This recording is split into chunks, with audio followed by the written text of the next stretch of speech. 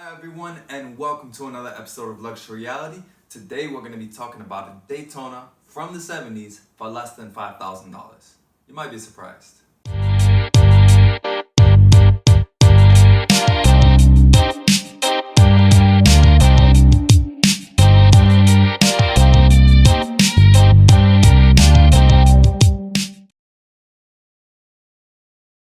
So, a Daytona for under $5,000.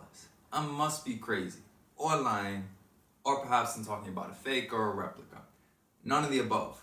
But before we get into that, quick wristwatch check. Today I'm wearing the Tudor Black Bay Chrono on a black NATO strap.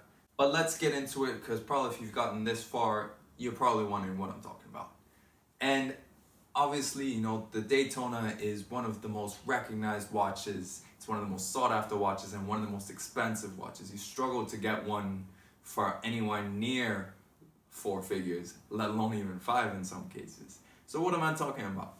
Well, I'm talking about the Heuer Daytona, a watch that only had a lifespan of 4 years. It was launched in 1976, the same year as the Nautilus, and lasted until 1980. So it had a very short lifespan, and it was a watch that not too many people remember or even talk about because it came right before the acquisition of Heuer by Tag. So it was sort of a transitional period, so it didn't really last very long. This watch was launched with an idea of catering to the American market, which was one of Heuer's biggest markets at the time.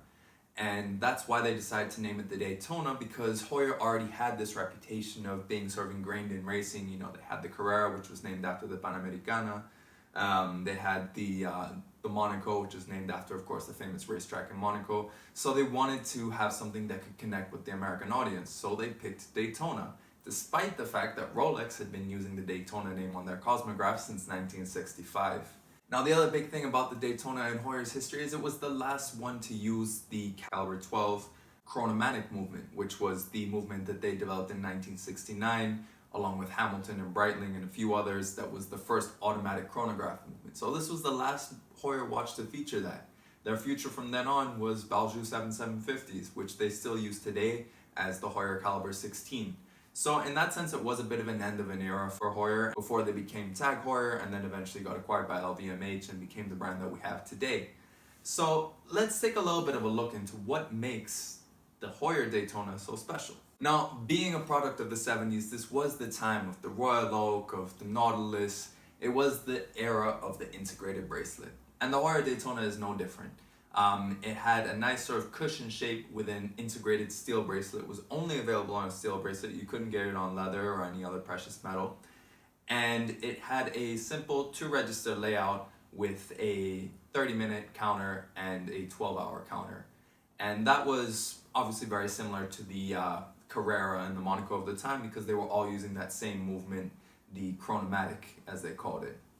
Along with that dial layout, they also had the pushers on one side and the crown on the other. That again was due to the configuration of the movement and the setup. You would find the same sort of layout on equivalent Monacos and Carreras of the time as well. And it gives a little bit of extra character. These days we're nearly always used to seeing watches like this, with the pushers and the crown all on the same side.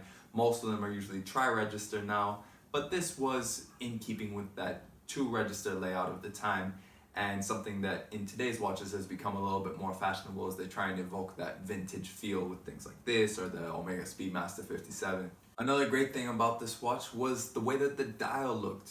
So it was available in either a gray or a blue color, but what I love about it is that it had this nice gradient, which again is something that is quite characteristic of the time. If you look at a Nautilus of the same time period, they also featured that nice gradient, and to a degree they still do as well. But this one just seemed a bit more apparent than the more discreet Patek Philippe gradient that they have. And that was also a carryover on the gray one as well. And a little bit later we'll talk about how some of these dials have actually patinaed and what they look like today. And last but not least, I want to get back to that integrated bracelet look and how it sort of reflects the time period, because it is a very 70s watch. And I actually see an interesting parallel between this and the Heuer Cortina, which was also released during the 70s, in the sense that this, like the Nautilus compared to the Royal Oak, this was a lot rounder. It's interesting because this came out in the same year as the Nautilus, which is much more rounded than the Royal Oak that preceded it, whereas the Cortina is a little bit more angular. You can even see a bit of that sort of octagonal design in it. So it looks to me, at least, like with the Daytona, they were going for something more interesting. But obviously, being a product of the time, it was very similar to the Nautilus's sort of rounded, svelte shape. But with the Cortina, on the other hand, it looked a little bit more like they were trying to get a little bit of that Gerald Genta sauce in terms of that octagonal design. So a little quirk seeing of how something sort of defined that era, and obviously the Royal Oak coming out so early in 1972, it stands to reason it was going to influence later models, both within Gerald Genta's own design and also with other models competing within the luxury watch space. Now moving on to the movement. So as I had said before, this is the same chronomatic movement that was launched in 1969, was the first automatic chronograph movement, not to be confused with the El Primero, which was released in the same year, but that was the first integrated automatic movement. So this was a modular system. And this one specifically in the Daytona was known as the caliber 12. But all that being said, for a movement that at the time was already 7 years old, it was a great movement, and it was a movement that was very complete. It could compete with today's movements in the sense of functionality. You know, you have 2 registers, automatic, and a date. You didn't have to sacrifice your date like you did with the Daytona. And you need to bear in mind that at the time, the Daytona was still using a hand-wound movement. So this was still very technologically advanced, and it ended up holding right up until the discontinuation of this model, which was in 1980. So it lasted a solid 11 years. That said though, the successor to it, the Valjoux 7750, was a workhorse that still lasts till today, so maybe they had a good reason for switching over. By now you're probably thinking, alright, how does this compare to a Rolex Daytona? I mean, this is one of the most legendary watches that's out there. It's one of the most iconic watches that's out there. So the Rolex Daytona of the time was either the 6263 or the 6265. The only difference between those two references was the bezel. The 6265 had a steel bezel, whereas the 6263 had a acrylic bezel, which was normally colored black. Now this was a 37mm case, and was most notable for its what's known as the Sigma dial, and that had to do with 2 little Greek letters right on the side of the Swiss made at the bottom of the dial. That was the most sought after version of it. And this differs from the Heuer Daytona, and that was actually a bit smaller. The Heuer Daytona was 39mm. So in that sense, again, the Heuer looking a little bit more futuristic, a little bit bigger, whereas the Rolex was still very much of the time with that 37mm case size. Now, interestingly, during this whole time period, it's important to remember that Rolex had been using the Daytona name since 1965, so 11 years before Heuer started using it. And you would think that would stir up a few problems. But according to an interview with Jack Heuer, who was CEO of Heuer at the time, they didn't actually end up having any issues. In the end, Rolex had actually just registered Rolex Daytona, and Heuer registered Heuer Daytona, so they never actually came into any conflict over them. Now, movement-wise, the Rolex Daytona of the time was using a hand-wound chronograph movement. So it was a Valjoux 727. So Rolex, of course, was heavily modifying the Valjoux that they were receiving, but it was still a pretty primitive movement compared to the advanced chronomatic of the time. And that was largely because Rolex hadn't really doubled down yet on the Daytona. They weren't really ready to invest and get a proper in-house automatic chronograph for the Daytona. In fact, they wouldn't do that until the early 2000s when they replaced it with their own current movement, which is still in production. Instead, what they did is in 1988, they actually turned to the Chronomatic's competitor, which was the Zenith El Primero. The irony of this, of course, is the fact that the El Primero and the Chronomatic were in competition for being the first automatic chronographs. Obviously, the differentiator is that the El Primero was an integrated chronograph versus the Chronomatic, which is a modular system. But the irony more than anything is that who knows if maybe Heuer had kept using that chronomatic movement a bit longer, maybe they would have been an actual contender for being considered in the Rolex Daytona.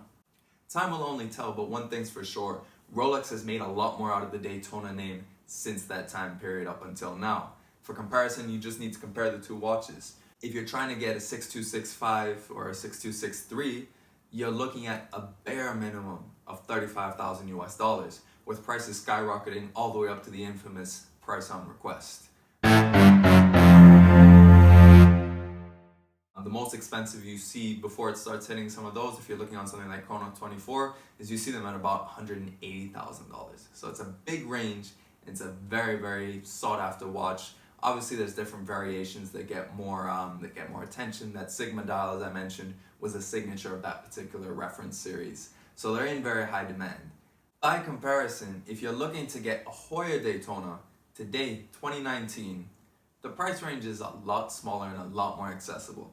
You're looking at anywhere from about 3,500 US dollars up to about 6,000. And the main reason for the range is quality and patina. Heuer Daytonas today, they do patina quite a lot on the hands and on the dial. There's a lot of discoloration that goes on, as with most watches that are, nearly 40 years old. The dial does start to degrade and it gets a little bit porous. And then also the hands do start to fade to sort of a cream or even a brown. And interestingly, that still doesn't really add that much to the value. For the most part, you look at secondhand Rolexes, it's almost as if the more patina, the better. With the Heuers, it's not the case. So you want to make sure that you are getting one in decently good condition, and that may drive the price up. But when you think about it, if you're looking to get an integrated bracelet watch from an in-house manufacturer from the 70s, which was one of the best periods of watchmaking in modern history, and you don't want to pay 5 figures, the Heuer Daytona is actually quite an interesting proposition, and it does start a little bit more of a story, because realistically it doesn't look like a lot of other things that you might see around. It's not the usual suspect if you want to get a vintage chronograph. A lot of people will probably divert to maybe an Omega Speedmaster if they can't spend the money that a Daytona would cost. So it's a very interesting option, and I think that it is a watch that doesn't really get a shine, but it really should. I actually discovered this watch looking at Tag Heuer's website at their history section. I was looking for a little bit more information on how they were as a brand before, and it really jumped out to me because it is quite a good watch, and it could have been much better perhaps and much more successful if maybe it didn't have to compete with an icon like Rolex, and also if maybe it had a slightly longer lifespan. You look at the success that Tag Heuer has had when they reintroduced the Carrera and the Monaco. Who knows, maybe it would have been another story if they'd have given it a bit more of a chance. But in any case, let me know what you think about the Heuer Daytona. Do you think it stacks up to the Daytona of the time? Do you think maybe it is a bit underappreciated? Or is it perhaps just another generic watch in the annals of history that's just gone overlooked because it didn't make a big enough impact? In my opinion, it has been overlooked, and I do want to be able to make more videos about these obscure watches that maybe people don't know about. So let me know what you think in the comments below. If you liked it, please do like and share it. And thanks again for watching another episode of Luxury Reality.